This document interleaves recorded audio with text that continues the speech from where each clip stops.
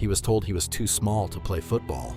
He was told his body would never survive the professional game without daily injections just to grow.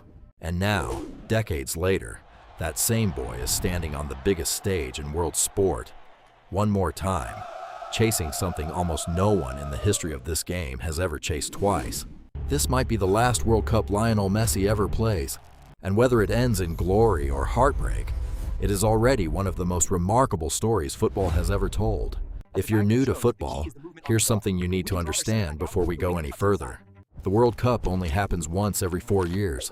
That means a player gets, at most, 4 or 5 real chances across an entire career to win the one trophy that defines legacies. Most legends never win it at all. Some of the greatest players who ever lived retired without it. So when someone gets a real shot at winning it twice, especially at the very end of their career, the whole football world stops and watches. That is exactly what is happening right now, in the summer of 2026, as Lionel Messi leads Argentina through the biggest World Cup in history.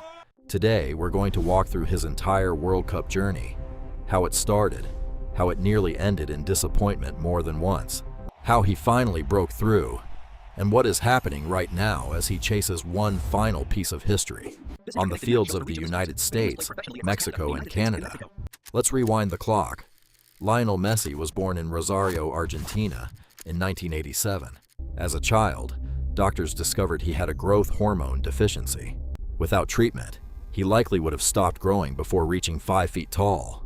His family couldn't afford the medical treatment in Argentina, so a football club on the other side of the ocean stepped in. FC Barcelona agreed to pay for his treatment if he moved to Spain and joined their academy.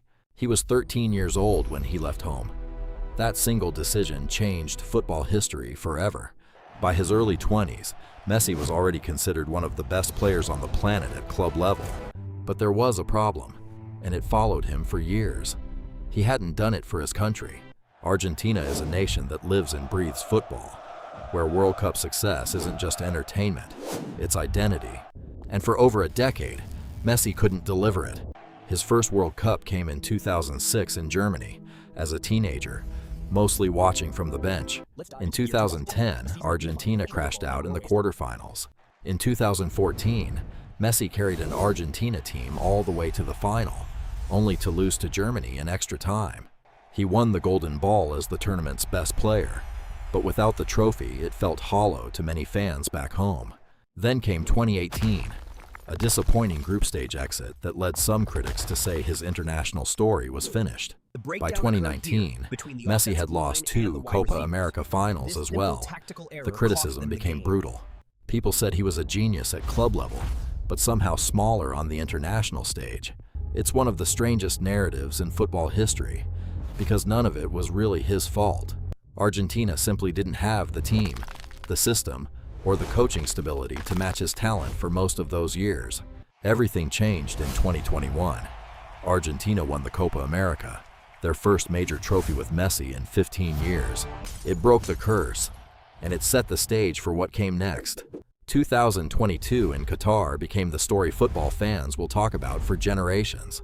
Messi, at 35 years old, playing what almost everyone assumed would be his final World Cup, led Argentina through a tournament that included a shocking opening loss to Saudi Arabia, and finished with one of the greatest finals ever played, a 3-3 draw with France that went to penalties. Argentina won. Messi finally had his World Cup. He lifted the trophy wearing a black and gold bisht robe handed to him by Qatari officials, an image that instantly became one of the most iconic in football history. At that point, the story should have been finished. A perfect ending. But Messi didn't retire from international football. And that brings us to, right now, the summer of 2026, and the tournament we're watching unfold in North America. This World Cup is different from any before it. For the first time ever, 48 teams are competing instead of 32, spread across the United States, Mexico, and Canada, playing a record 104 matches. It's the biggest World Cup in history, and Messi, now 39 years old, is playing in it. Argentina's road here has not been easy.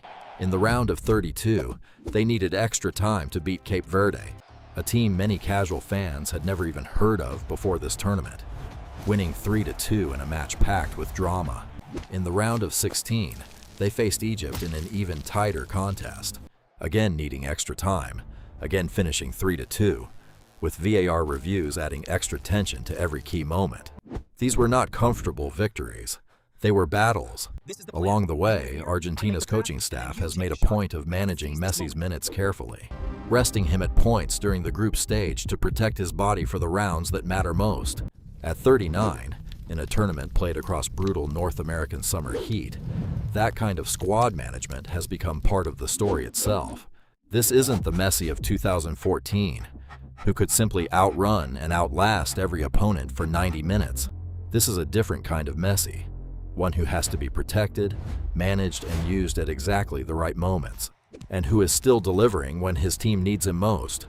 Here are a few things that make this World Cup run especially remarkable. Messi turned 39 years old during this tournament, reportedly marking the occasion with a midnight workout rather than a celebration, a small detail that says a lot about the mentality still driving him. He is chasing history that very few players have ever touched. Only a small handful of men have ever won multiple World Cups, and almost none of them have done it with such a long gap between titles, and at such an advanced football age. This tournament is also the first World Cup final in history to feature a full halftime concert, produced by Global Citizen with Coldplay's Chris Martin as creative curator, featuring performers including Shakira. It's a reminder of just how massive this specific World Cup has become as a global event, on and off the pitch.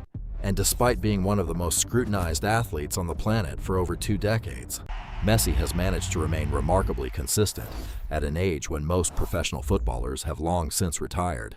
So why does any of this matter, especially if you're new to football? Because this is one of those rare moments where sport becomes something bigger than a scoreline. This is a story about doubt and redemption. A boy told he was too small to make it. A player told for over a decade that he couldn't win the biggest prize for his country. A man who got his fairy tale ending in 2022, and then chose to come back and risk it all over again, at an age when logic says he shouldn't still be able to compete at this level. If Argentina goes on to win this tournament, Messi joins one of the most exclusive clubs in football history, multiple World Cup winners, at an age and stage of his career nobody predicted. If they don't, the story is still extraordinary because he chose to keep showing up anyway. That's the part beginner fans sometimes miss about football.